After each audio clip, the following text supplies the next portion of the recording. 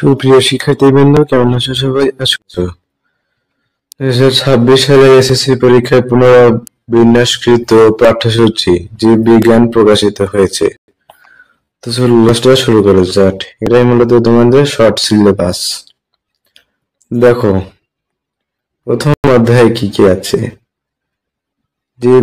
যেগুলো হলো যে তোমরা কি কি জানবে সেগুলো সম্পর্কে বলা হয়েছে। এগুলো তোমাদের খুব একটা প্রয়োজন না, শুধু তোমরা দেখে নাও যে তোমাদের সিলেবাসে কি কি আছে। জীববিজ্ঞানের ধারণা, জীববিজ্ঞানের শাখা সমূহের পরিচিতি, শ্রেণীবিন্যাস, ধারণা, জীবের শ্রেণীবিন্যাসকরণ পদ্ধতি, দ্বিপদ নামকরণ, ধারণা, গুরুত্ব।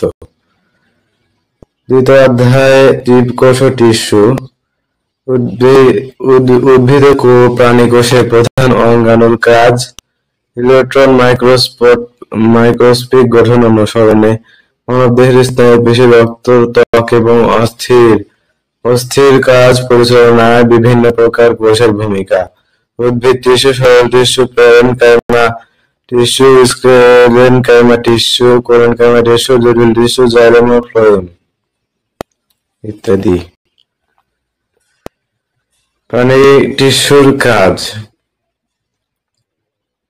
আবরণী, যোজক, পেশি, স্নায়ু, টিস্যু, অঙ্গ এবং তন্ত্রে কোষের সংগঠন, শিশুতন্ত্র এবং এর কাজ, অঙ্গতন্ত্রের ধারণা এবং গুরুত্ব, ব্যবহারিক, অণুবীক্ষণ যন্ত্রের সাহায্যে উদ্ভিদ কোষ এবং প্রাণী কোষ, পেঁয়াজ আছে, মুখের অভ্যন্তরে আবরণী কোষ পর্যবেক্ষণ করে চিত্র অঙ্কন ও চিহ্নিতকরণ।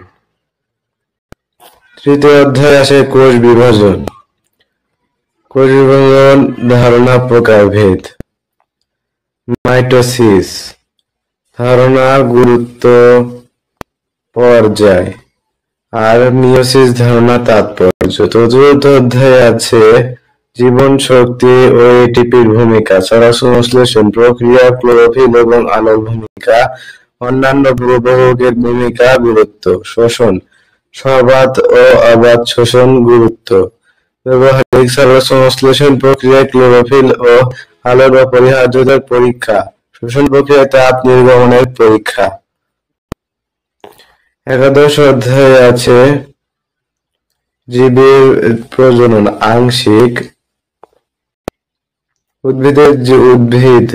জীবের উদ্ভিদ ও প্রাণীর প্রজনন, ধারণা, গুরুত্ব, উদ্ভিদের প্রজনন অঙ্গ, ফুল, সপুষ্পক উদ্ভিদের যৌন প্রজনন, ব্যবহারিক, ফুলের বিভিন্ন স্তবক পর্যবেক্ষণ করতে পারবে।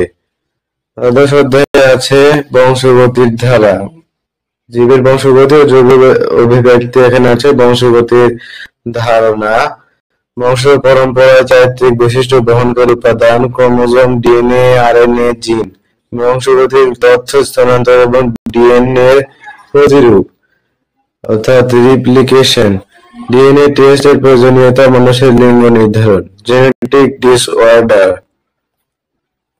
তারপর আছে বর্ণান্ধতা, থ্যালাসেমিয়া, জৈব অভিব্যক্তি, জীবজগতের ভিন্নতা, অত্যাধিক প্রজননের প্রবণতা, জীবের বাঁচার সংগ্রাম, প্রকৃতিগত নির্বাচন, যোগ্যতমের টিকে থাকা, প্রজাতির টিকে থাকা, জৈব অভিব্যক্তির গুরুত্ব।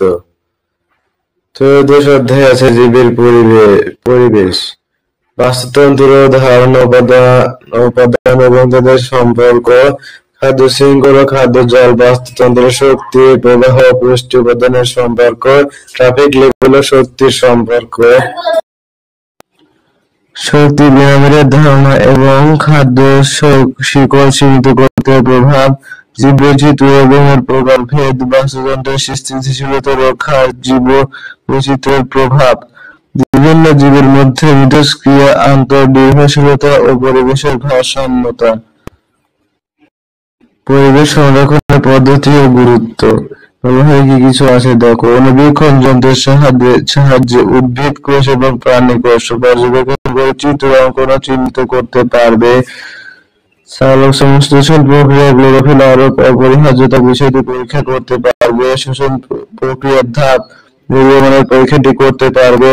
ফুলের বিভিন্ন স্তবক পর্যবেক্ষণ করতে পারবে। বিশেষ দ্রষ্টব্য: একাদশ অধ্যায় জীবের প্রজনন এই অধ্যায় থেকে উদ্ভিদ প্রজনন সম্পর্কিত মোট 3টি শিক্ষণ এবং এ সংশ্লিষ্ট বিষয়বস্তু অন্তর্ভুক্ত করা হয়েছে। এই অধ্যায়ে মানব প্রজনন সম্পর্কিত শিক্ষণ ও বিষয়বস্তুর একটি শ্রেণী কার্যক্রম, ক্লাস টেস্ট, সাময়িক, বার্ষিক এবং পাবলিক পরীক্ষায় অন্তর্ভুক্ত হবে না। তৃতীয় ক্লাসের সাথে উল্লেখিত সময়ের মধ্যে ব্যবহারিক কাজটি সম্পন্ন করতে হবে। সিলেবাসটা আজকের ক্লাস পর্যন্ত। পরবর্তীতে আমরা অন্য কোনো সিলেবাস নিয়ে আলোচনা করবো। আমার ভিডিওগুলো আপনার ভালো থাকলে আমার চ্যানেলটা সাবস্ক্রাইব করে আমার সাথেই থাকবে। ধন্যবাদ সবাইকে।